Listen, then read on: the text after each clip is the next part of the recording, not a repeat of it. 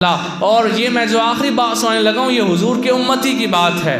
حضرت احبان بن سیفی حضرت ابو ذر غفاری رضی اللہ تعالیٰ عنہ کے بانجے لگتے ہیں۔ حضرت ابو ذر غفاری احادیث کے راوی ہیں اور بہت جلیل القدر صحابی ہیں، نبی پاک علیہ السلام کے شاگرد ہیں، صحابی ہیں، آگے ان کے شاگرد تابعی ہیں۔ حضرت احبان بن سیفی بڑے پائے کے جو ہیں وہ عبادت گزار شخص تھے اور لوگ آپ کی بڑی خدمت کرتے۔ جس وقت آپ کا وقت وفات قریب آیا، آپ نے وصیت کی کہ جب میں فوت ہو جاؤں تو مجھے جو کفن پہلانا ہے وہ سلا ہوا نہ ہو۔ یعنی آسان کر کے بتاؤں، انہوں نے کہا کہ مجھے قمیض میں کفن نہیں دینا، چادر میں کفن دینا کہ سلا ہوا نہ ہو، قمیض سلی ہوئی نہ ہو، مجھے بغیر سلے ہوئے کپڑے میں کفن دینا۔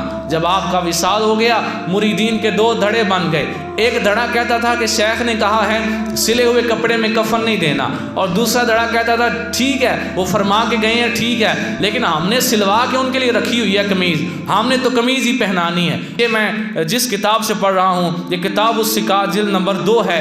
دو دھڑے بن گئے، وہ گروپ غالب آ گیا جو کہتا تھا کہ ہم نے قمیض پہنانی ہے، وہ مغلوب ہو گئے جو کہتے تھے شیخ کی وصیت ہے لہٰذا نہیں پہنانی چاہیے۔ جب وہ غالب آ گئے، وہ زیادہ تھے، آپ کو جب غسل دیا گیا انہوں نے جو ہے وہ قمیض پہنا دی، اور سرکار اسلام کی شان تو وراء الورا ہے۔ ایک تابعی کی شان بتا رہا ہوں، جس وقت قمیض پہنا دی گئی، جنازہ اٹھایا گیا، جنازہ جنازہ گاہ تک پہنچا، جنازہ پڑا، دفن کر دیا گیا۔ جیسے ہی دفن کر کے قبر پہ دعا مانگی، لوگ گھروں کو واپس چلے گئے، آپ کے خدمت گزار، آپ کے مرید ادھر گئے جہاں آپ کا حجرہ تھا، جہاں آپ بیٹھا کرتے تھے، جہاں عبادت کیا کرتے تھے، جو آپ کا کمرہ تھا۔ جب وہاں گئے، دروازہ کھولا، قمیض سامنے لٹکی ہوئی تھی، قمیض آپ کے جسم پہ نہیں تھی، قمیض سامنے لٹکی ہوئی تھی۔ میں کہتا ہوں تم کہتے ہو حضور زندہ نہیں ہیں، جب قمیض پہنائی گئی، قبر میں اتار دیا گیا، قمیض اتار کے کون لایا تھا؟ پتہ چلا اللہ کے ولی بھی زندہ ہوتے ہیں۔